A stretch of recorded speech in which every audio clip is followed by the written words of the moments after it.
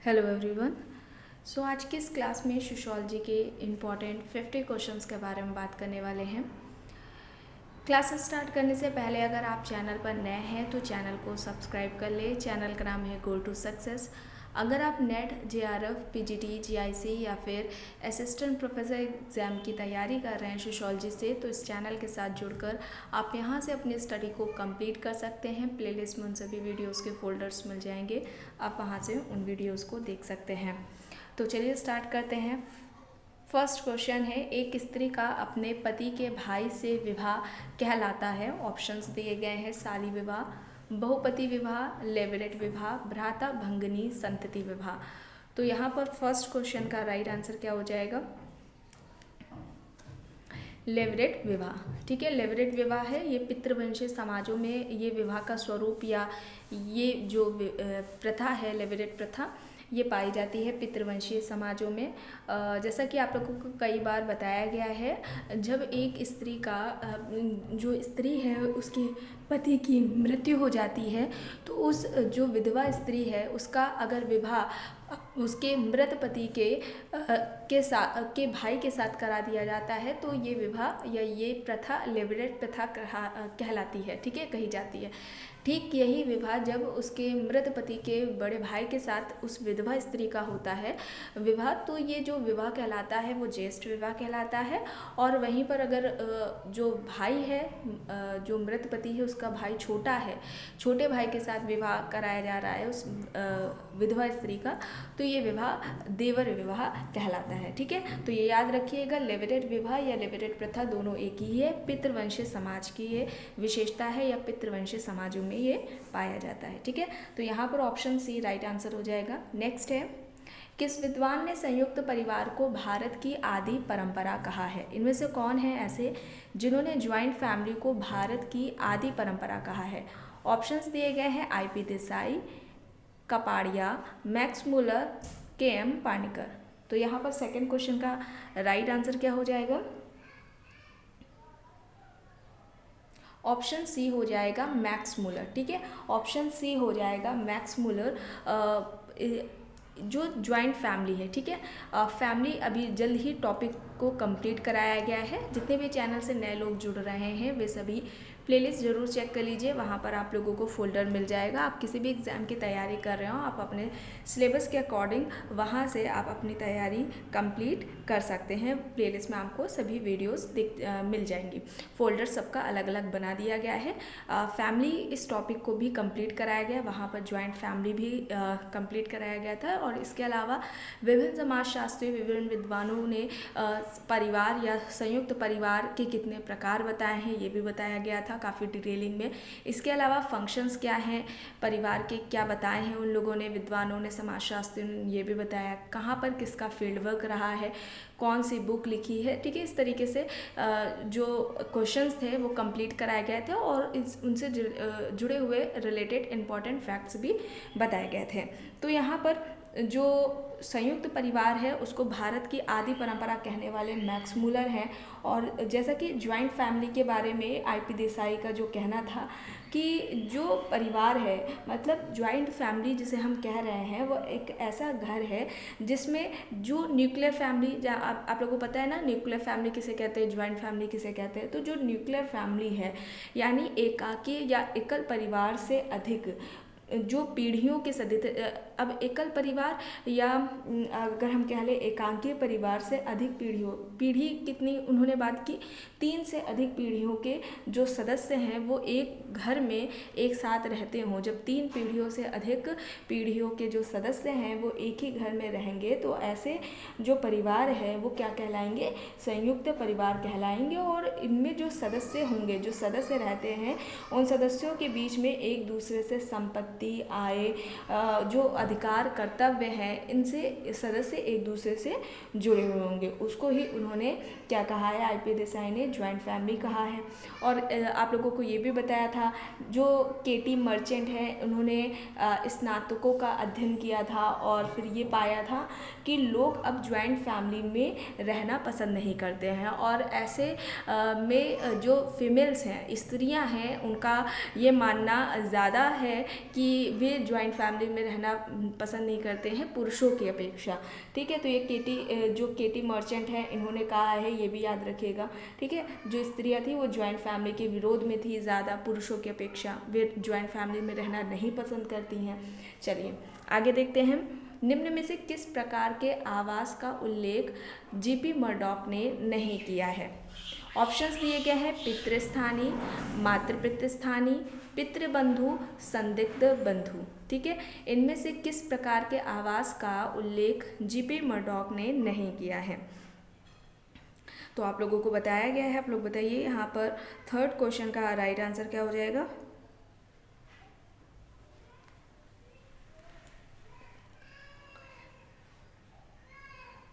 संदिग्ध बंधु होगा। ठीक है, संदिग्ध बंधु होगा, ऑप्शन डी यहाँ पर राइट आंसर हो जाएगा। जीपी मर्डॉक, सोशल स्ट्रक्चर, इनकी बुक है इंपॉर्टेंट, काफ़ी बार बुक भी पूछी जाती है हर एग्जाम्स में। और इन्होंने 250 समाजों का अध्ययन किया था, याद आया आप लोगों को बताया गया था 250 समाजों का अध्ययन किया था इन्होंने, जीपी मर्डॉक ने। और ये पाया था उन सभी समाजों में कि परिवार नाम की जो संस्था है वो हर समाज में इनको देखने को मिली, और इसी आधार पर इन्होंने एक स्टेटमेंट भी दिया था कि परिवार एक सार्वभौमिक संस्था है। ठीक है, और इन्होंने जो परिवार का जो क्लासिफिकेशन किया था, परिवार का जो वर्गीकरण किया था, अब यहाँ पर ये इम्पॉर्टेंट हो जाता है ना, कि किस आधार पर इन्होंने परिवार का वर्गीकरण किया है। तो जो आधार हैं उन्हें सुन लीजिए। एक तो इन्होंने निवास के आधार पर किया, ठीक है, निवास के आधार पर, वंशक्रम के आधार पर भी इन्होंने किया है, सत्ता के आधार पर भी किया है, विवाह के आधार पर भी किया है, आकार के आधार पर भी किया है इन्होंने, नातेदारी के आधार पर भी इन्होंने परिवार का वर्गीकरण किया है, उत्तराधिकार के आधार पर भी किया है। तो ये याद रखिएगा कि निवास, वंशक्रम, विवाह, सत्ता, आवास, नातेदारी, उत्तराधिकार, इन सभी के आधार पर इन्होंने परिवार का वर्गीकरण किया है। और परिवार के फिर जो इन्होंने प्रकार बताए हैं वो इम्पॉर्टेंट हो जाता है, काफ़ी बताए हैं। ठीक है, तो उसे एक बार जल्दी से सुन लेते हैं, देख लीजिए आप लोग भी। पितृस्थानी इन्होंने बताया है, एक परिवार का जो स्वरूप है इन्होंने जो बताया है वो एक पितृस्थानी परिवार बताया, फिर मातृस्थानी परिवार बताया, फिर मातृपितृस्थानी परिवार बताया, फिर उसके बाद नवस्थानी परिवार की बात की है, मामा स्थानीय परिवार की बात की, उभयवाही परिवार की बात की है, मूल स्थानिक परिवार की बात की है, पितृवंशीय परिवार, फिर मातृवंशीय परिवार की बात करते हैं, द्विनामी परिवार की बात करते हैं, एक विवाही परिवार की बात करते हैं, बहुविवाही परिवार की बात करते हैं, पितृ सत्तात्मक परिवार, फिर मातृ सत्तात्मक परिवार, ज्वाइंट फैमिली, ठीक है, विस्तृत परिवार, विवाह संबंधी, फिर उसके बाद रक्त संबंधी परिवार आ जाता है, संतानात्मक परिवार की बात की। तो इतने टाइप्स इन्होंने बताए थे फैमिली के, मतलब इनका जो क्लासिफिकेशन इन्होंने जिसके आधार पर कि अभी आप लोगों को जो बताया है वो क्लासिफिकेशन का आधार था, और फिर उसके आधार पर इन्होंने जो परिवार का वर्गीकरण किया है वो इतने प्रकार से किया है। तो ये याद रखिएगा, यही क्वेश्चन में पूछा गया है, कौन सा किस प्रकार के आवास का उल्लेख मर्डॉक ने नहीं किया है। परिवार की बात हो रही है यहाँ पर, तो संदिग्ध बंधु परिवार की बात नहीं की है। पितृस्थानी बताया आपको, ठीक है, मातृ पितृस्थानी, पितृबंधु, ये सभी था। यहाँ पर संदिग्ध बंधु की बात उन्होंने नहीं की है, तो ऑप्शन डी यहाँ पर राइट आंसर हो जाएगा। चलिए आगे देखते हैं।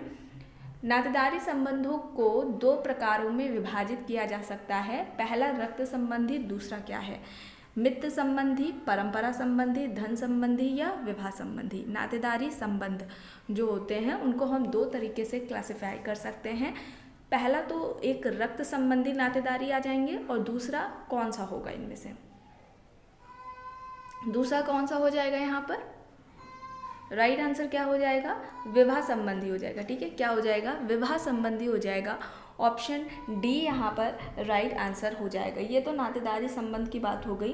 ठीक है, लिंटन ने, यहाँ पर आप लोग ये ध्यान दीजिएगा, लिंटन ने परिवार के दो प्रकार बताए थे। ठीक है, परिवार के जो प्रकार बताए थे, दो बताए थे, एक था रक्त संबंधी परिवार और दूसरा था विवाह संबंधी परिवार। रक्त संबंधी परिवार और दूसरा विवाह संबंधी परिवार, ये लिंटन ने बताए थे परिवार के। यहाँ पर क्वेश्चन पूछा जा रहा है, नातेदारी संबंधों को दो तरीके से क्लासिफाई किया जा सकता है, एक रक्त संबंधी और दूसरा विवाह संबंधी। ठीक है, चलिए आगे देखते हैं। आदिवासी भारतवर्ष की वास्तविक स्वदेशी उपज है, जिनकी उपस्थिति में प्रत्येक व्यक्ति विदेशी है। ये वे प्राचीन लोग हैं जिनके नैतिक अधिकार और दावे हजारों वर्ष पुराने हैं।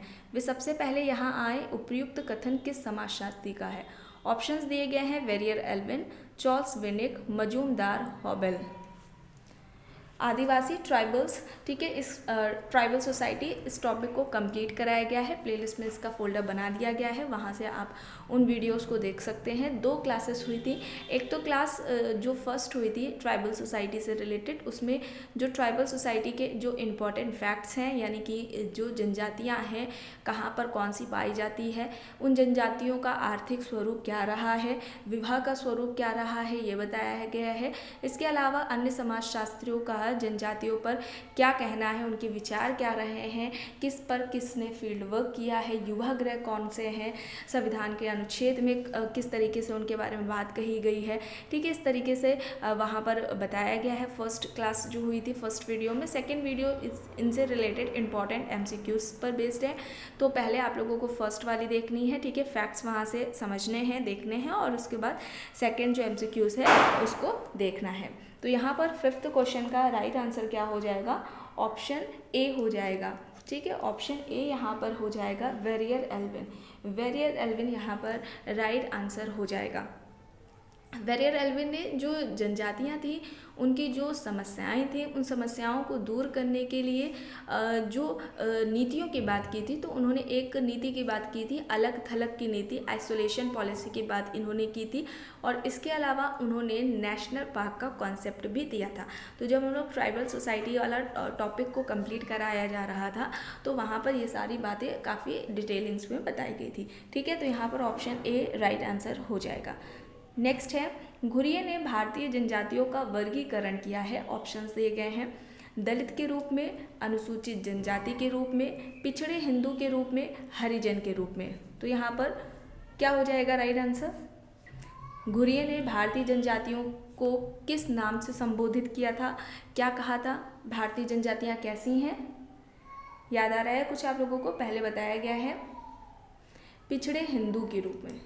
भारतीय जनजातियों को घुरिये ने क्या कहा था? GS घुरिये ने पिछड़े हिंदू कहकर पुकारा था, ठीक है। और इन्होंने जनजातियों की समस्याओं को दूर करने के लिए जिस पॉलिसी की बात की थी वो कौन सी थी? आत्मसातकरण की नीति थी, ठीक है, आत्मसातकरण की नीति थी। तो यहाँ पर ऑप्शन सी राइट आंसर हो जाएगा। चलिए आगे देखते हैं। निम्न में से वर्ग संरचना सर्वप्रथम कब विकसित हुई? ऑप्शंस दिए गए हैं, आदिम समाज, जनजाति समाज, कृषक समाज, औद्योगिक समाज।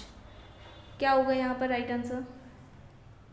वर्ग संरचना सबसे पहले कहाँ पर विकसित हुई, किस समाज में इनमें से?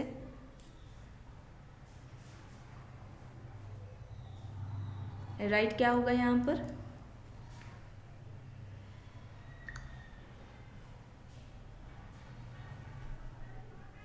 राइट आंसर हो जाएगा कृषक समाज, ठीक है, कृषक समाज, पीजेंट सोसाइटी हो जाएगा। और ये जो अवधारणा है वो रॉबर्ट रेडफील्ड ने दी थी, याद आ रहा है आप लोगों को? बताया गया है। और कृषक समाज इस टॉपिक को भी कंप्लीट कराया जा चुका है, ठीक है, प्लेलिस्ट में फोल्डर बना है। रूरल सोसाइटी, अर्बन सोसाइटी, जो पीजेंट सोसाइटी, कृषक समाज है, इन सभी टॉपिक्स को कंप्लीट कराया गया है। कृषक समाज की अवधारणा किसकी है? रॉबर्ट रेडफील्ड की है। रॉबर्ट रेडफील्ड ने इसके अलावा लिटिल कम्युनिटी, जो लघु समुदाय है, उसकी अवधारणा दी है।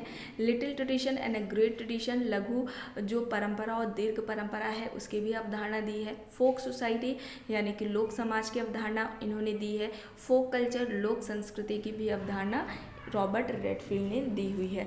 तो यहाँ पर कृषक समाज की अवधारणा रॉबर्ट रेडफील्ड की है और सबसे पहले वर्ग संरचना भी यहीं पर विकसित हुई थी कृषक समाज में। नेक्स्ट है, टोडा मुख्यतः है, टोडा जनजाति कैसी है? ऑप्शंस दिए गए हैं, पशुपालक समुदाय, शिकारी समुदाय, कृषि उन्मुख समुदाय, औद्योगिक श्रम उन्मुख समुदाय। तो यहाँ पर टोडा जनजाति कैसी जनजाति है बताइए? टोडा जनजाति पर जो फील्ड वर्क था रिवर्स का था, रिवर्स ने अध्ययन किया था। टोडा जनजाति नीलगिरी पहाड़ी पर पाई जाती है और ये कृषि उन्मुख समुदाय है, ठीक है। कृषि जो व्यवस्था है वो इनमें देखने को मिलती है। तो यहाँ पर राइट आंसर क्या हो जाएगा, ऑप्शन सी हो जाएगा। चलिए नेक्स्ट है, सरल समाजों में उपहार के महत्व को बताने के लिए किस विद्वान ने कुला और पॉटलैच का उदाहरण दिया। कुला विनिमय और जो पॉटलैच व्यवस्था है उसका इनमें से किसने उदाहरण दिया है। ऑप्शंस दिए गए हैं Marshall Mauss, Durkheim, Sorokin, R K Merton. Marshall Mauss, Durkheim, Sorokin, R K Merton options है। तो यहाँ पर राइट आंसर क्या हो जाएगा, राइट आंसर क्या हो जाएगा यहाँ पर,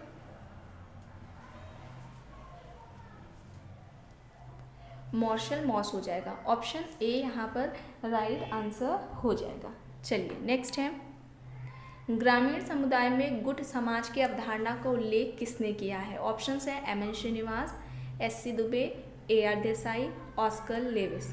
ग्रामीण समुदाय में गुट समाज की अवधारणा का उल्लेख इनमें से किसने दिया है, किसने किया है गुट समाज की अवधारणा का यूज़ रूरल कम्युनिटी में।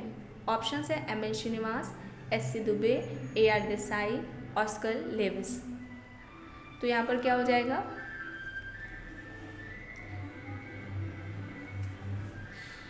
राइट क्या हो जाएगा यहाँ पर, ऑस्कर लेविस हो जाएगा। ठीक है, ऑस्कर लेविस हो जाएगा। ऑप्शन डी यहाँ पर राइट आंसर हो जाएगा। ऑस्कर लेविस वही हैं जिन्होंने ग्रामीण संस्कृति की बात की थी, या दरिद्रता संस्कृति की जो अवधारणा है वो इन्होंने दी हुई थी। ठीक है, तो यहाँ पर ऑप्शन डी राइट आंसर हो जाएगा। और ये जो अवधारणा है गुट समाज की, ये इन्होंने रामपुर गांव पर अध्ययन करके ही दी थी। ठीक है, रामपुर गांव पर अध्ययन करके ही ये इन्होंने अपना कॉन्सेप्ट दिया था। नेक्स्ट है, नगरवाद के सिद्धांत का प्रतिपादन किसने किया है। ऑप्शन है Sorokin, Zimmerman, Louis Wirth, Robert Redfield. नगरवाद के सिद्धांत का प्रतिपादन इनमें से किसने किया। Sorokin, Zimmerman, Louis Wirth, Robert Redfield options हैं। राइट आंसर क्या हो जाएगा, लुईस वर्थ हो जाएगा। लुईस वर्थ ने नगरवाद का सिद्धांत दिया था, नगरवाद की अवधारणा दी थी लुईस वर्थ ने।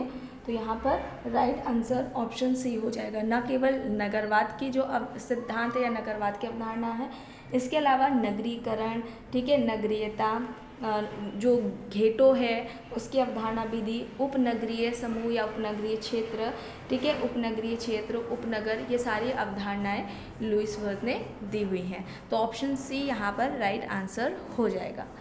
नेक्स्ट है, वैधता के आधार पर सत्ता के 3 स्रोतों एवं प्रकारों वैधानिक सत्ता, परंपरागत सत्ता एवं करिश्माई या चमत्कारिक सत्ता का उल्लेख इनमें से किसने किया है।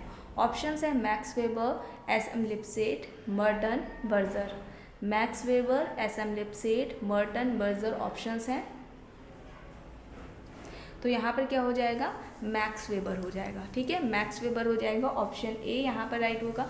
अब यहाँ पर इनकी कुछ बुक्स के बारे में बात कर लेते हैं, जैसे कि है the Protestant ethic and spirit of capitalism.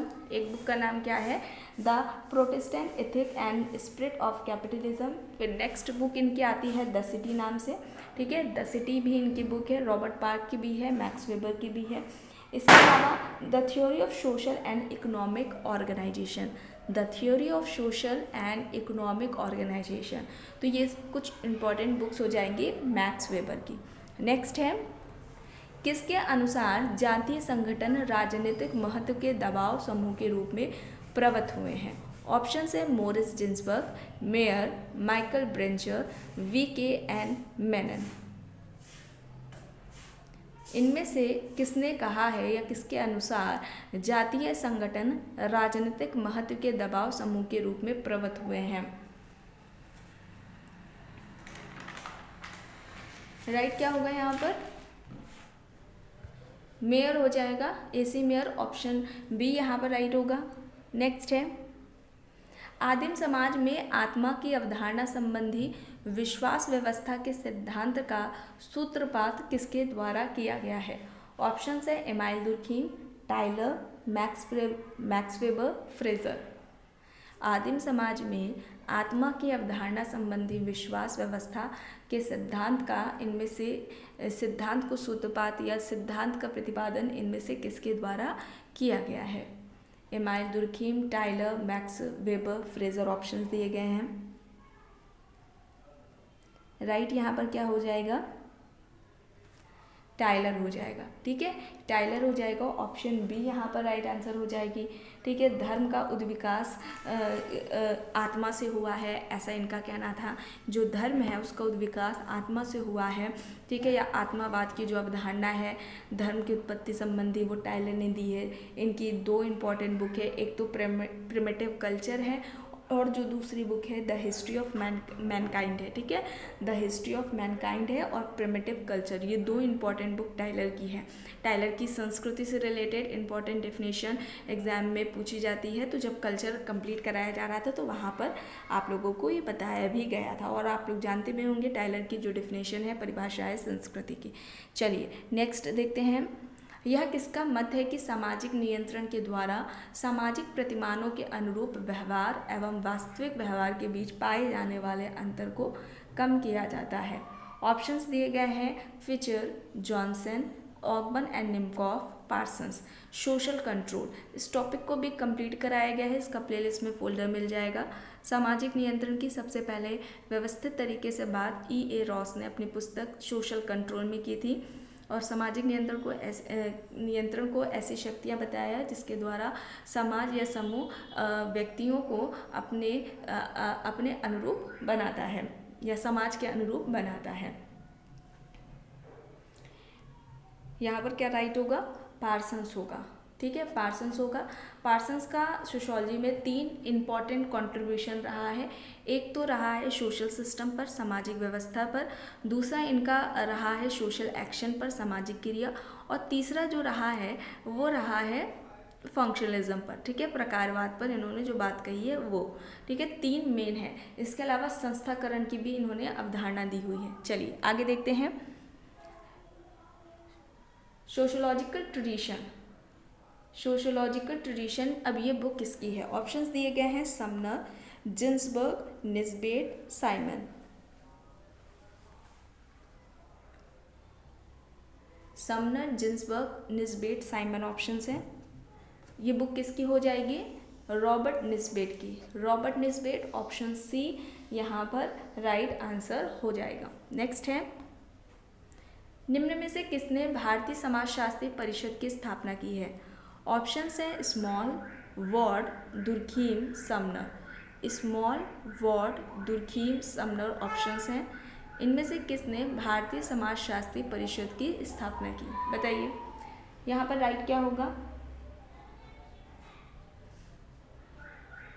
Right यहाँ पर क्या हो जाएगा? दुर्खीम हो जाएगा। ठीक है, दुर्खीम हो जाएगा। ऑप्शन सी यहाँ पर राइट आंसर हो जाएगा। 1952 में बम्बई में की थी। 1952 में बम्बई में भारतीय समाजशास्त्री परिषद की स्थापना G.S. घुरिये ने की थी। चलिए नेक्स्ट है the myth of caste system. अब ये बुक किसकी है? The myth of caste system. Options दिए गए हैं doctor Namdeshwar Prasad, N.K. Bose, Surjit Sinha, Levi Strauss. Doctor Namdeshwar Prasad, N.K. Bose, Surjit Sinha, Levi Strauss options हैं। The myth of caste system, बताइए यहाँ पर सही क्या होगा, किसकी है ये बुक? इंपॉर्टेंट हो जाता है ये क्वेश्चन आपके बिहार पीजीटी एग्जाम के लिए। The myth of the caste system इनमें से किसके द्वारा लिखी गई है?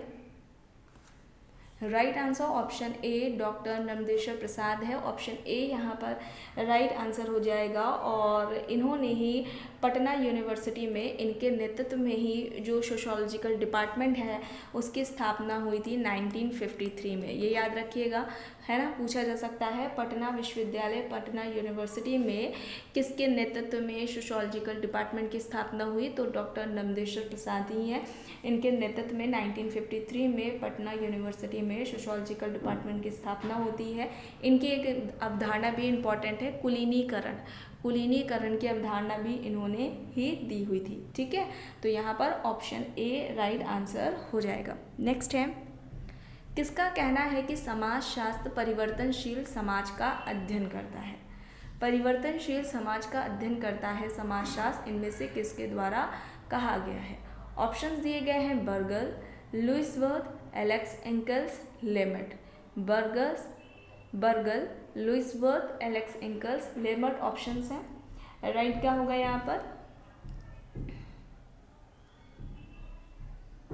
समाजशास्त्र परिवर्तनशील समाज का अध्ययन करता है, ये कहना किसका है? एलेक्स इंकल्स का है। एलेक्स इंकल्स, ऑप्शन सी यहाँ पर राइट आंसर हो जाएगा। What is sociology? What is sociology इनकी इंपॉर्टेंट बुक है। चलिए अब यहाँ पर क्वेश्चन क्या कह रहे हैं? निम्न में से कौन सामाजिक श्रम विभाजन का जनक है? ऑप्शंस है Adam Smith, Emile Durkheim, Karl Marx, Max Muller. Options हैं Adam Smith, Emile Durkheim, Karl Marx, Max Muller options हैं। इनमें से कौन सामाजिक श्रम विभाजन का जनक है? सामाजिक श्रम विभाजन पूछा जा रहा है। क्या होगा यहाँ पर?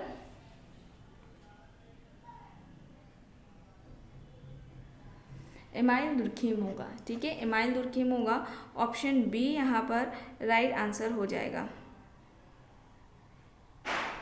ठीक है, ऑप्शन बी यहाँ पर राइट आंसर हो जाएगा। और कुछ इम्पॉर्टेंट दुर्खीम की बुक्स के बारे में भी बात कर लेते हैं। तो जैसे कि एक जो सबसे पहले इम्पॉर्टेंट बुक इनकी हो जाती है the division of labour in society. The division of labour in society 1893 में ये बुक आती है। 1893 में the division of labour in society. फिर एक बुक आती है the rules of sociological method, 1895 है। ठीक है, 1895 में है the rules of sociological method. फिर एक इनकी बुक आती है the elementary forms of religious life. The elementary forms of religious life 1915 में आती है ये बुक। फिर एजुकेशन एंड सोशोलॉजी है। ठीक है, एजुकेशन एंड सोशोलॉजी। फिर एक बुक है सोशोलॉजी ऑफ फिलोसफी। सोसाइटी के बारे में तो आपको पता ही है, इनकी ही बुक है। तो यहाँ पर ये कुछ इम्पॉर्टेंट बुक्स थी दुर्खीम की। और इम्पॉर्टेंट जो बुक्स हैं इसको लेकर कई बार क्लासेस ले गई हैं। प्लेलिस्ट में फ़ोल्डर मिल जाएगा, उन वीडियोस को आप वहाँ से देख सकते हैं। एक अलग फ़ोल्डर बना दिया गया है सोशोलॉजी के इम्पॉर्टेंट बुक्स एंड ऑथर्स के नाम से। ये आपके सभी एग्ज़ाम्स को ध्यान में रखते हुए बुक्स कंप्लीट कराई गई थी। तो आप सभी एग्ज़ाम्स के लिए इन बुक्स को देख सकते हैं। चलिए नेक्स्ट क्वेश्चन देखते हैं। Conflict after class. Conflict after class, अब ये बुक किसकी है? ऑप्शंस हैं Karl Marx, Coser, Althusser, Dahrendorf. Karl Marx, Coser, Althusser, Dahrendorf options हैं। राइट आंसर यहाँ पर क्या होगा? Conflict after class.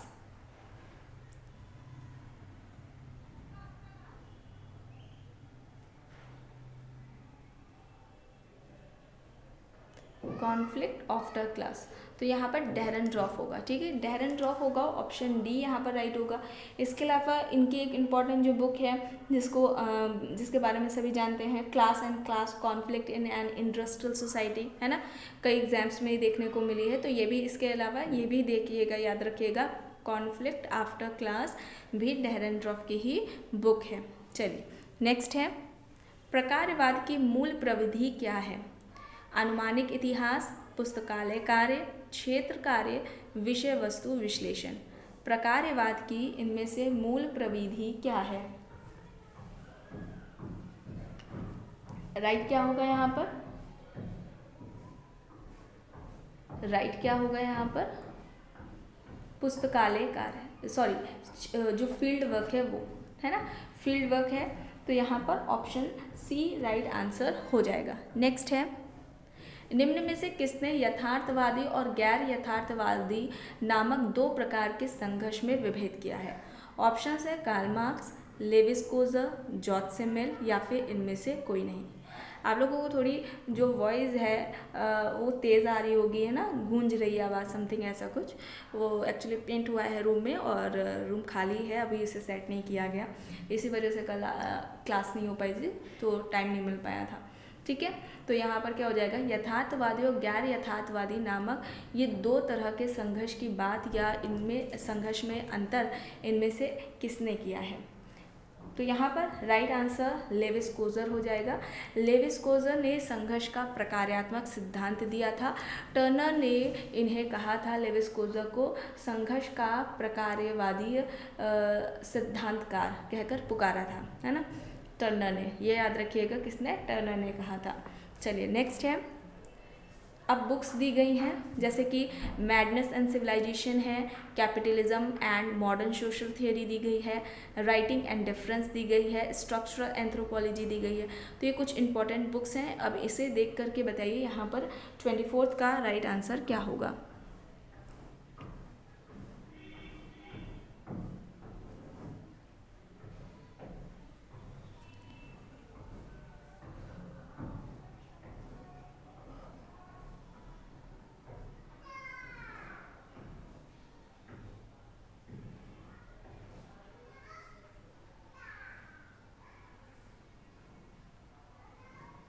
देखिए, मैडनेस एंड सिविलाइजेशन ये माइकल फूको की है, ठीक है।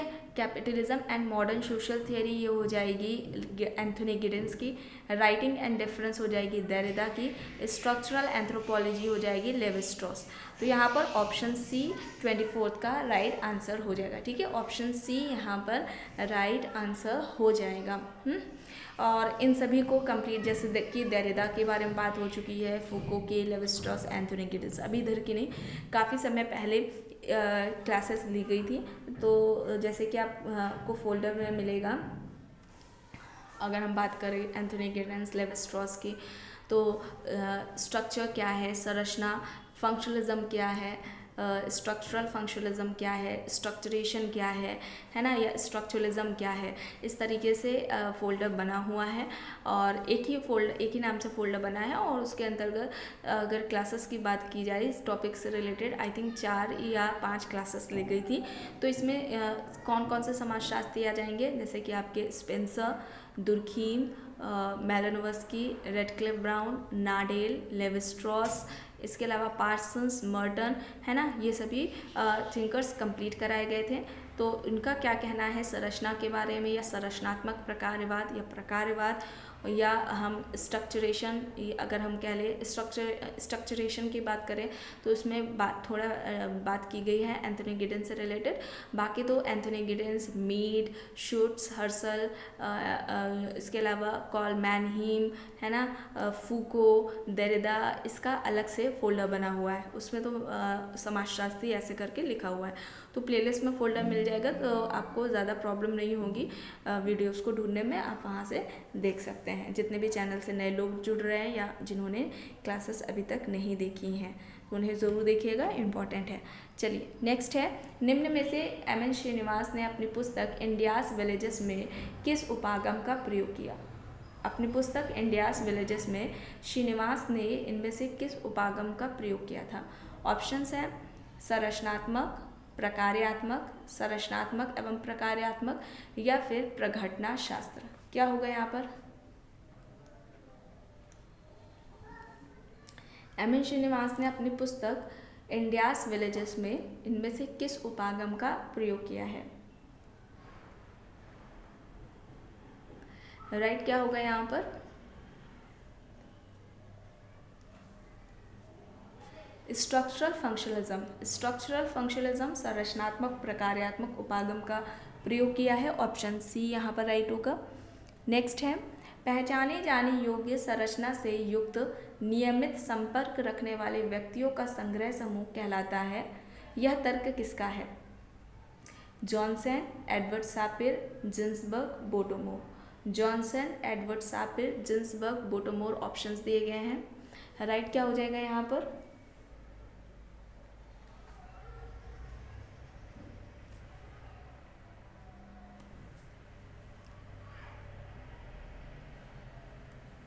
जिन्सबर्ग होगा, ठीक है।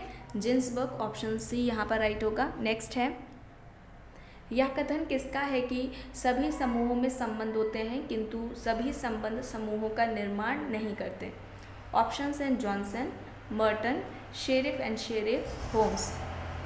Johnson, Merton, Sherif and Sherif, Homans options हैं।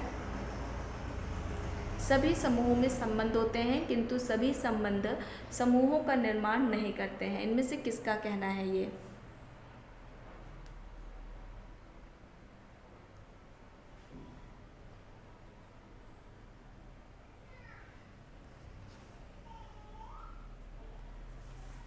तो यहाँ पर जॉनसन होगा। जॉनसन ऑप्शन ए यहाँ पर राइट होगा। नेक्स्ट है, व्यक्ति का सामाजिक प्राणी के रूप में परिवर्तित होने की प्रक्रिया ही सामाजिकरण कहलाता है। अब ये किसका तर्क है? विकल्प है, ऑप्शन है Johnson, Broom and Selznick, Neumeyer, Fichter. Johnson, Broom and Selznick, Neumeyer, Fichter options दिए गए हैं। व्यक्ति का सामाजिक प्राणी के रूप में परिवर्तित होने की प्रक्रिया ही सामाजिकरण कहलाती है। इनमें से किसका कहना है?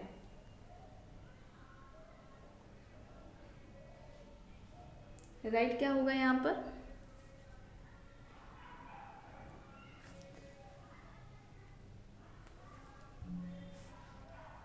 न्यूमेर, ऑप्शन सी यहाँ पर राइट होगा। न्यूमेर यहाँ पर राइट है। नेक्स्ट है, निम्न में से कौन सा युग्म सही नहीं है?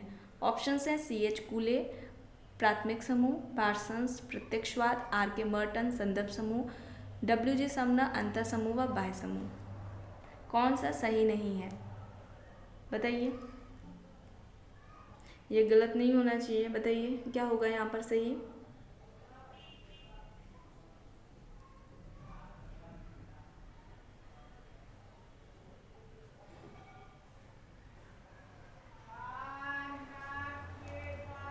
क्या होगा यहाँ पर सही? पार्सन्स प्रत्यक्षवाद। प्रत्यक्षवाद में पार्सन्स की जगह कौन होंगे? अगस्त कॉम्ट होंगे। ठीक है, पार्सन्स की जगह पर कौन होंगे? अगस्त कॉम्ट होंगे। यहाँ पर ऑप्शन बी राइट आंसर है। नेक्स्ट है, संदर्भ समूह व्यवहार के परिप्रेक्ष्य में सीमांत व्यक्ति की अवधारणा का किसने प्रयोग किया है? क्वेश्चन ध्यान से देखिए, संदर्भ समूह व्यवहार के परिप्रेक्ष्य में सीमांत व्यक्ति की अवधारणा का इनमें से किसने प्रयोग किया? ऑप्शन है are K Merton, Rossi, Newcom, हाइमैन। Are K Merton, Rossi, Newcom, हाइमैन option है।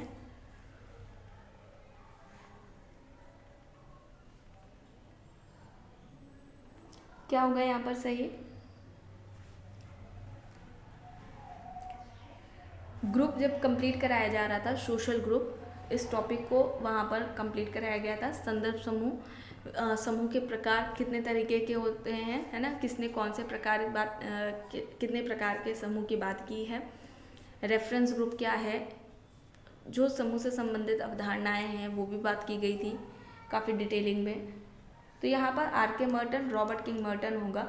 ऑप्शन ए यहाँ पर राइट होगा। और इसके अलावा सीमांत व्यक्ति के अलावा या अगर बात की जाए संदर्भ व्यक्ति, ठीक है, ध्यान दीजिएगा, सीमांत व्यक्ति या फिर इसके अलावा लिखा होगा संदर्भ व्यक्ति। ठीक है, संदर्भ व्यक्ति ज़्यादा उपयुक्त है, ज़्यादा देखने को मिलेगा आपको क्वेश्चन में, एग्जाम पेपर में, संदर्भ व्यक्ति। तो ये जो अवधारणा है वो मर्टन ने दी है। ठीक है, किसने दी है? मर्टन ने दी है। मर्टन ने इसके अलावा ये जो रेफरेंस ग्रुप है, संदर्भ समूह है, उसकी बात समाजशास्त्र में की थी। और अगर ऐसे पूछी जाए कि सबसे पहले संदर्भ समूह की बात किसने की है, तो याद रखिएगा हाइमैन हैं जिन्होंने संदर्भ समूह की बात की है। लेकिन अगर पूछा जाता है समाजशास्त्र में किसने की है, तो समाजशास्त्र में सबसे पहले संदर्भ समूह की बात मर्टन ने की है। दो आधार बताए थे संदर्भ समूह के निर्माण के, एक तो आकांक्षा बताया था, दूसरा जो आधार था इनका तुलनात्मक अभावबोध या सापेक्ष वंचना या सापेक्षिक हीनता। ठीक है, तो ऑप्शन ए यहाँ पर राइट है। नेक्स्ट है, जी.एस. घुरिये के अनुसार निम्न में से कौन जाति की विशेषता नहीं है? ऑप्शंस दिए गए हैं संस्तरण, विवाह का प्रतिबंध, व्यवसाय के प्रतिबंधित चुनाव का अभाव, भोजन तथा सामाजिक सहवास पर प्रतिबंध। क्या होगा यहाँ पर सही?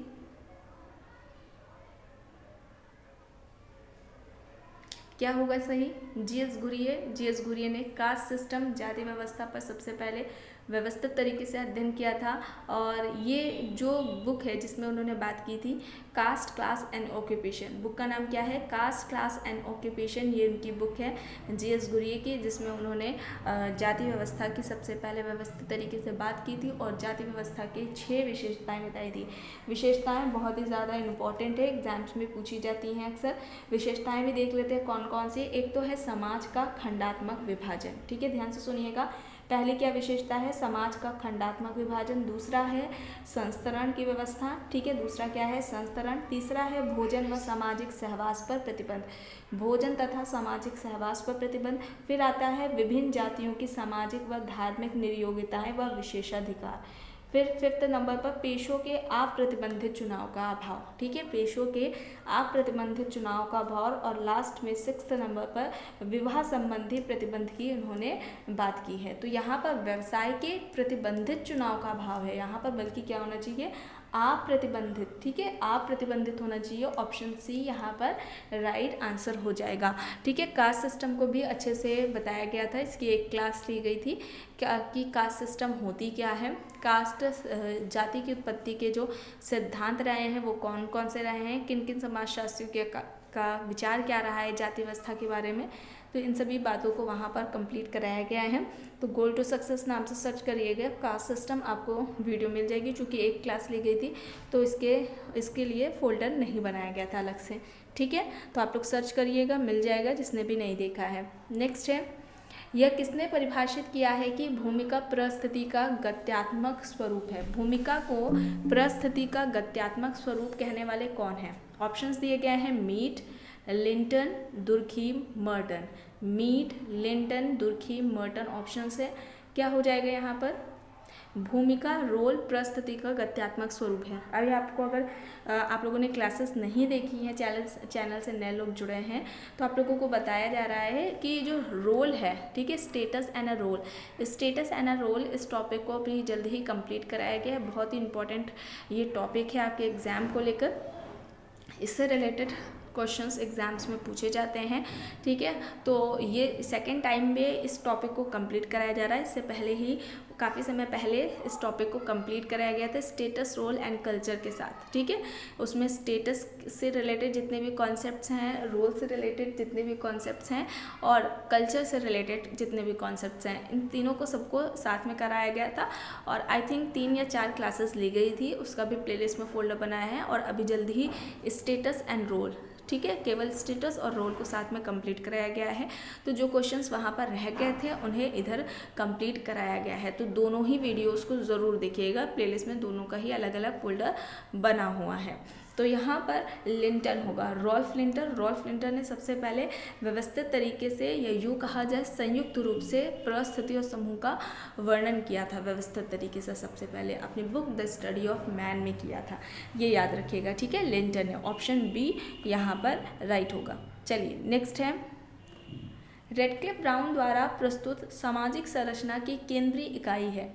ऑप्शंस दिए गए हैं अंतः संबंध, अंतः क्रियाएं, समाज या फिर व्यक्ति। रेडक्लिफ ब्राउन द्वारा प्रस्तुत जो सामाजिक संरचना है उसकी केंद्रीय इकाई रेडक्लिफ ब्राउन ने किसे बताया था? उनके लिए सामाजिक संरचना की केंद्रीय जो इकाई है या आधार बिंदु है वो इनमें से कौन सा है? किसकी बात करते हैं रेडक्लिफ ब्राउन? राइट हो जाएगा व्यक्ति, ठीक है, राइट क्या हो जाएगा? व्यक्ति हो जाएगा। व्यक्ति को इन्होंने सामाजिक संरचना की को क्या कहा था? व्यक्तियों की क्रमबद्धता है और व्यक्तियों के बीच में जो संबंध पाए जाते हैं उन संबंधों को ही इन्होंने सामाजिक संरचना का अंग भी बताया था, ठीक है। तो व्यक्ति सामाजिक संरचना की केंद्रीय इकाई है, केंद्रीय बिंदु है, ये रेडक्लिफ ब्राउन का कहना था। चलिए नेक्स्ट है, द्वितीयक समूह की विशेषताएं होती हैं। ऑप्शंस हैं अनौपचारिक संबंधों द्वारा, वैयक्तिक संबंधों द्वारा, द्वितीयक समूह विशेषीकृत होते हैं, ठीक है, द्वितीयक समूह विशेषीकृत होते हैं अनौपचारिक संबंधों द्वारा, वैयक्तिक संबंधों द्वारा, आमने सामने के संबंधों द्वारा या फिर औपचारिक संबंधों द्वारा। क्या होगा यहाँ पर सही? राइट क्या होगा यहाँ पर?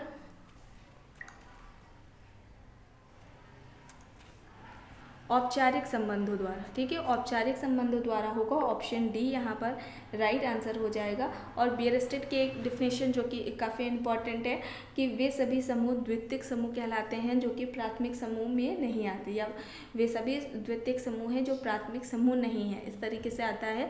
तो याद रखिएगा बियर स्टेट का कहना है। ऑगबर्न निमकॉफ ने क्या कहा था कि ऐसे समूह में घनिष्ठता, यानी जो द्वितीयक समूह होते हैं उनमें घनिष्ठता का अभाव होता है, आकस्मिक संपर्क पाया जाता है, ठीक है।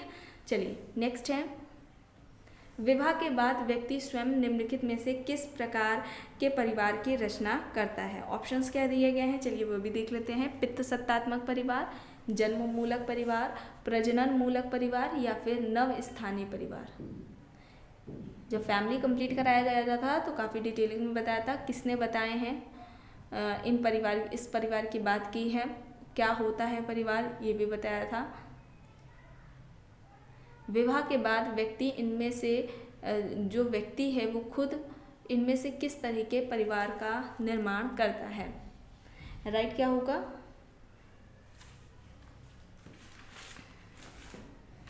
राइट क्या होगा यहाँ पर, प्रजनन मूलक परिवार, ठीक है, प्रजनन मूलक परिवार होगा। ऑप्शन सी यहाँ पर राइट आंसर हो जाएगा। जो वार्नर हैं, ठीक है, वार्नर ने नाभिकीय परिवार, नाभिकीय मतलब न्यूक्लियर फैमिली, एकल परिवार या एकाकी परिवार, उसके दो प्रकार बताए थे। एक तो जन्म मूलक परिवार जिसमें कि बच्चा का जन्म हुआ होता है, ठीक है, बच्चा जन्म लेता है जिस परिवार में, ऐसे परिवार में उस बच्चे या जिस व्यक्ति का जन्म हुआ है, ऐसे परिवारों में उसके व्यक्ति के माता पिता, व्यक्ति के भाई बहन रहते हैं।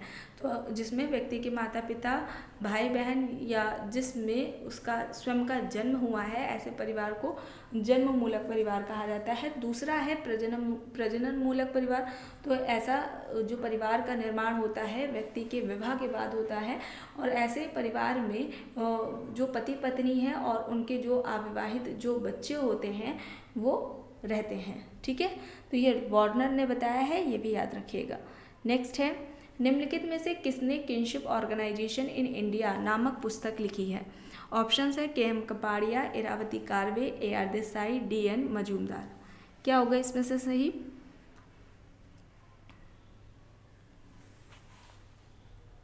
किनशिप ऑर्गेनाइजेशन इन इंडिया, ये पुस्तक किसने लिखी है, इरावती कार्वे, ठीक है, इरावती कार्वे होगा। ऑप्शन बी यहाँ पर राइट आंसर हो जाएगा। नेक्स्ट है, समाज में कुछ परिस्थितियाँ ऐसी होती हैं जो व्यक्ति के गुणों पर ध्यान दिए बिना ही उसको स्वतः ही प्राप्त हो जाती हैं, ये कहलाती हैं। ऑप्शन है अर्जित परिस्थिति, मुख्य परिस्थिति, प्रदत्त परिस्थिति, परिस्थिति क्रम। समाज में कुछ परिस्थितियाँ ऐसी होती हैं जो व्यक्ति के गुणों को ध्यान दिए बिना ही उसको स्वतः ही प्राप्त हो जाती हैं। वो परिस्थिति में से कौन सी होगी, क्या कहलाएगी।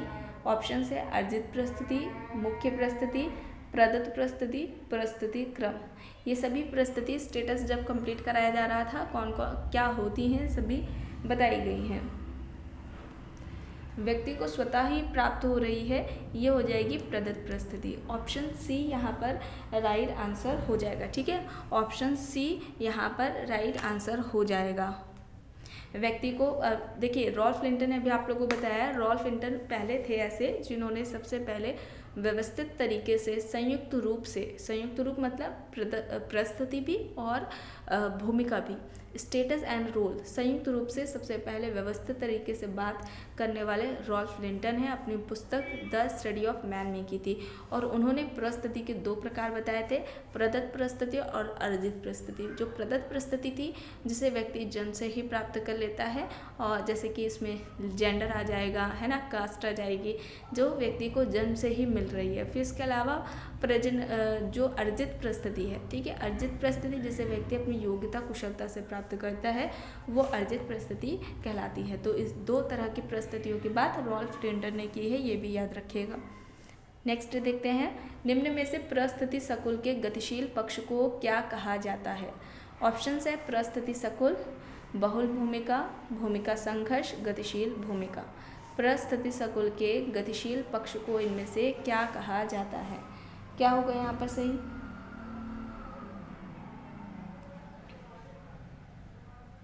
सही क्या होगा यहाँ पर?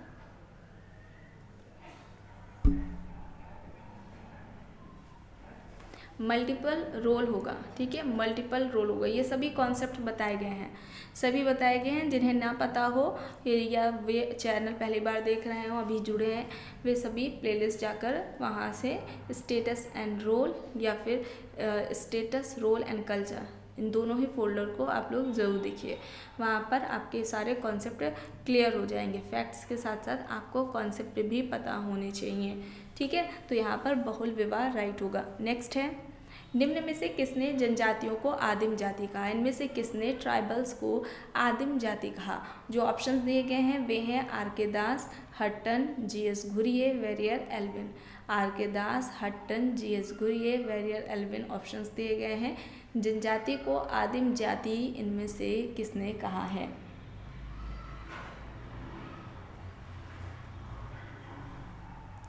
किसने कहा है जनजातियों को आदिम जाति? हट्टन ने कहा है। ऑप्शन बी यहाँ पर राइट आंसर होगा। नेक्स्ट है, एकांतिक नाभिकीय परिवार की अवधारणा किसकी है? ऑप्शन है गुडे, ए.डी. रॉस, टॉलकेट पार्सन्स, आई.पी. देसाई। एकांतिक नाभिकीय परिवार, अब ये अवधारणा किसकी है एकांतिक नाभिकीय परिवार की?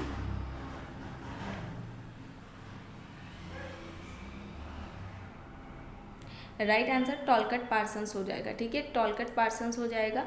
एकांतिक नाभिकीय परिवार की उन्होंने ही बात की थी। राइट आंसर ऑप्शन सी है। नेक्स्ट है, इनमें से किसका मोहना गांव पर अध्ययन है? मोहाना या मोहना गांव ऐसे करके लिखा होता है। किसका अध्ययन है, किसने किया है? ऑप्शंस दिए गए हैं B R Chauhan, D N Majumdar, D P Mukherjee, S C Dubey. B R Chauhan, D N Majumdar, D P Mukherjee, S C Dubey options हैं। तो मोहना गांव या मोहाना गांव पर अध्ययन किसका रहा है? डी एन मजूमदार का रहा है। हो जनजाति पर इनका अध्ययन रहा है, ठीक है। तो ऑप्शन बी यहाँ पर राइट है। नेक्स्ट है, समाज के इन 4 स्वरूपों का वर्णन किसने किया? चलिए देख लेते हैं कौन कौन से समाज दिए गए हैं। सरल समाज, मिश्रित समाज, दोहरे मिश्रित समाज, तिहरे मिश्रित समाज। ऑप्शंस हैं Durkheim, Herbert Spencer, Morgan, G P Murdock. Durkheim, Herbert Spencer, Morgan, Murdock options दिए गए हैं। किसने, इनमें से किसने इन समाजों की बात की है? राइट क्या होगा? राइट क्या होगा यहाँ पर 42 का?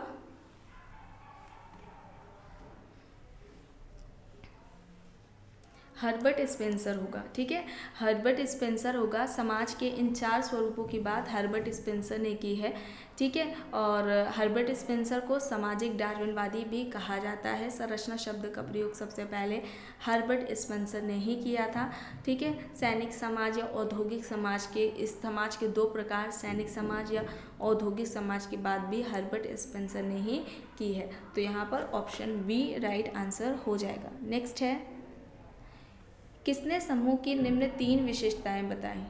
कौन कौन सी हैं? एक तो समता की चेतना, सामाजिक अंतरक्रिया, सामाजिक संगठन।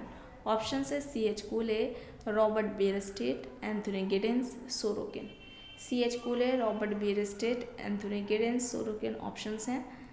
इनमें से समूह की 3 विशेषता जो हैं समता की चेतना, सामाजिक अंतरक्रिया, सामाजिक संगठन, इनमें से किसने बताए हैं?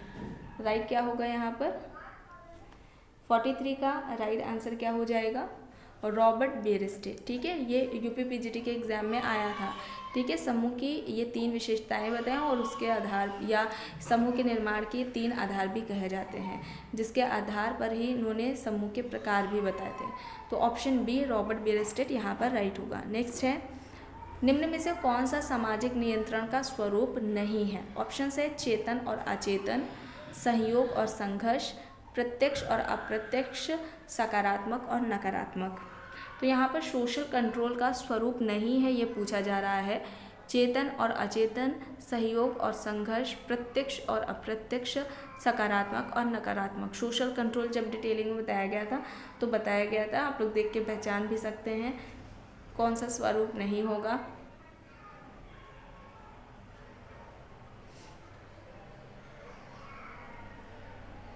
क्या होगा यहाँ पर राइट?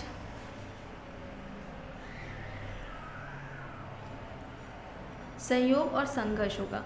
बी होगा यहाँ पर 44 का राइट आंसर बी, सहयोग और संघर्ष। नेक्स्ट है, किसने अंतःविवाह की विवेचना जाति के एक महत्वपूर्ण विशेषता के रूप में की है? अंतःविवाह की विवेचना जाति के एक महत्वपूर्ण विशेषता के रूप में इनमें से किसने की है? ऑप्शंस हैं G S. Ghurye, M N. Srinivas, S C. Dubey, N K. Dutta. G S. Ghurye, M N. Srinivas, S C. Dubey, N K. Dutta options हैं। अंतःविवाह की विवेचना निम्न में से महत्वपूर्ण विशेषता के रूप में से इनमें से किसने की है? अगर आपने इससे पहले वाली जो मैराथन क्लास देखी है वहाँ पर बताया गया था, इससे पहले मैराथन की 7 क्लासेस हो चुकी हैं, उनका भी प्लेलिस्ट में फ़ोल्डर बना दिया गया है। जितने लोग चैनल से नए जुड़े हैं वे सभी फ़ोल्डर में जाकर उन मैराथन क्लासेस को देख लीजिए। यहाँ पर जी.एस. घुरिये होगा, ठीक है, जी.एस. घुरिये है, जैसे कि अभी आप लोगों को अभी भी बताया गया है इस क्लास में भी। जी.एस. घुरिये ने सबसे पहले व्यवस्थित तरीके से कास्ट सिस्टम की, जाति व्यवस्था की बात की थी या जाति प्रथा की बात की थी।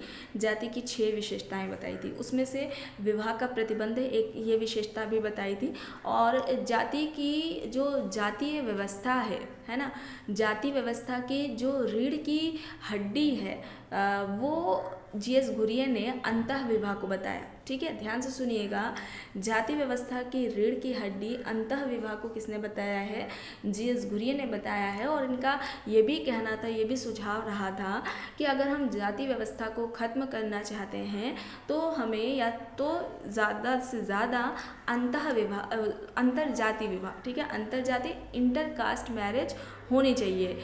अंतर जाति विवाह के द्वारा ही या इंटरकास्ट मैरिज के ज़रिए ही हम कास्ट सिस्टम को ख़त्म कर सकते हैं, ऐसा सुझाव जी.एस. घुरिये ने दिया था। ठीक है, तो ये इम्पॉर्टेंट है, इसे याद रखिएगा। चलिए आगे देखते हैं, किसने मानव समाज को सरल बहुविभाजित, सरल मिश्रित बहुविभाजित तथा दोहरे मिश्रित बहुखंडीय में वर्गीकृत किया है या विभक्त किया है? ऑप्शंस दिए गए हैं Sumner, Parsons, Spencer, Durkheim. Sumner, Parsons, Spencer, Durkheim options दिए गए हैं। तो यहाँ पर क्या होगा राइट आंसर? राइट आंसर क्या होगा यहाँ पर?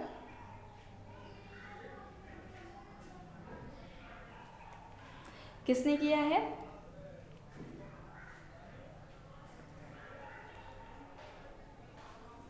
दुर्खिम ने किया है, इमानुएल दुर्खिम। ऑप्शन डी यहाँ पर राइट आंसर हो जाएगा। इनके कुछ कॉन्सेप्ट्स के बारे में बात की जाए तो एक तो समाज का श्रम विभाजन की बात की इन्होंने, ठीक है, फिर धर्म का सामाजिक सिद्धांत दिया था, धर्म का प्रारंभिक स्वरूप टोटेमवाद को बताया था, ऑस्ट्रेलिया की जो अनुंटा जनजाति है उस पर अध्ययन रहा है, सुसाइड का जो कॉन्सेप्ट दिया था, आत्महत्या के प्रकार भी इन्होंने बताए थे, है ना, और सामूहिक प्रतिनिधान की अवधारणा थी, यांत्रिक और साविवी एकता की भी इन्होंने बात कही हुई है। तो इन सभी बातों को ध्यान में रखिएगा। ऑप्शन डी यहाँ पर राइट है। नेक्स्ट है, किसने कहा है कि एक सामाजिक समूह केवल व्यक्तियों का योग है जो नियमित रूप से एक दूसरे के साथ अंतर क्रिया करते हैं? ठीक है, व्यक्तियों का एक ऐसा समूह जो एक दूसरे के साथ अंतः क्रिया करते हैं उसको ही इन्होंने क्या कहा? सोशल ग्रुप कहा। ऑप्शंस दिए गए हैं MacIver and Page, Anthony Giddens, Robert Park, Max Weber. MacIver and Page, Anthony Giddens, Robert Park, Max Weber options दिए गए हैं। बताइए 47 का यहाँ पर राइट आंसर क्या होगा? क्या होगा यहाँ पर? एंथोनी गिडेंस, एंथोनी गिडेंस होगा। ऑप्शन बी यहाँ पर राइट होगा। नेक्स्ट है, समाज की संरचना एवं उसके प्रकारों में परिवर्तन को क्या कहते हैं? समाज की संरचना और उसके जो प्रकार हैं उसमें जब परिवर्तन होता है तो उसे हम क्या कहेंगे? ऑप्शंस चलिए देख लेते हैं। धार्मिक परिवर्तन, सांस्कृतिक परिवर्तन, सामाजिक परिवर्तन या फिर संरचनात्मक परिवर्तन। क्या होगा यहाँ पर सही? सही क्या होगा यहाँ पर?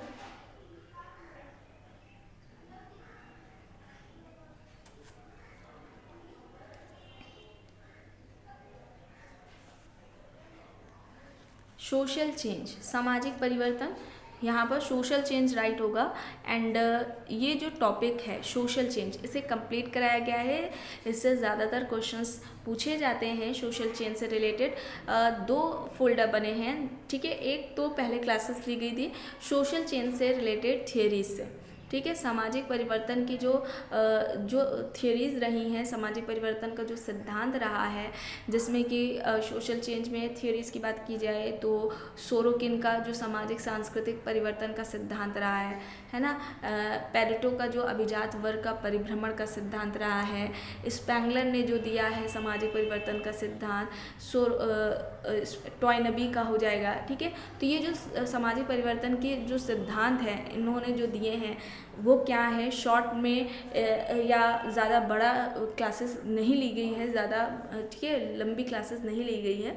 एंड सबकी अलग अलग क्लासेस ली गई थी, सबकी अलग अलग आपको वीडियो मिलेगी। वहाँ से आप ये जो कॉन्सेप्ट है, थियरीज है सबकी, इन्हें कंप्लीट कर सकते हैं, क्योंकि इन सभी से रिलेटेड एग्जाम्स में क्वेश्चंस पूछे जाते हैं। जैसे कि सामाजिक परिवर्तन का सीमा का सिद्धांत क्या है, या सामाजिक परिवर्तन का घड़ी पेंडुलम का सिद्धांत किसने दिया, इस तरीके से पूछा जाता है। तो जब तक आपका थ्योरी कंप्लीट नहीं होगी, कॉन्सेप्ट क्लियर नहीं होगा, तो अब तक आप नहीं बता सकते।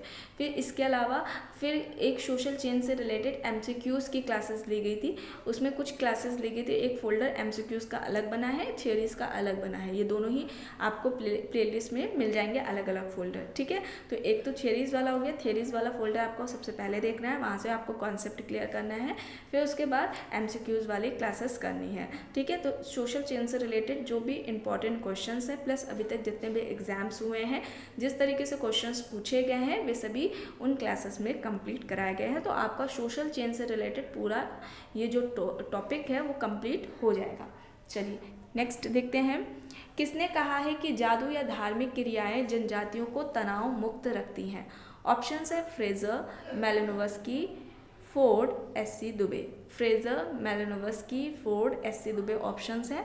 इनमें से किसने कहा है कि जादू या धार्मिक क्रियाएं जनजातियों को तनाव मुक्त रखती हैं? क्या होगा यहाँ पर सही? सही क्या होगा यहाँ पर? 49 का राइट आंसर क्या हो जाएगा यहाँ पर?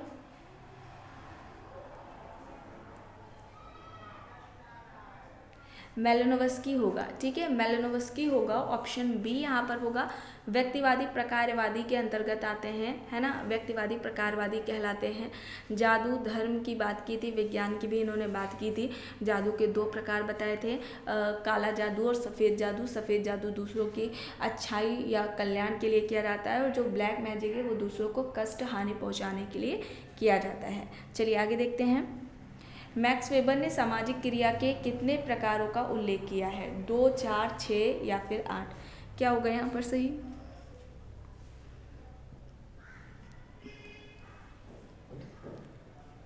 कितने तरह के सामाजिक क्रिया की बात की थी? सामाजिक क्रिया के कितने प्रकार की बात की थी? 4। और ये 4 कौन कौन से हैं आपको कमेंट बॉक्स में बताना है। तो आज की क्लास में बस इतना ही। आई होप ये आपको पसंद आई होगी। अगर पसंद आई है तो प्लीज़ लाइक करिएगा, कमेंट करके ज़रूर बताइएगा।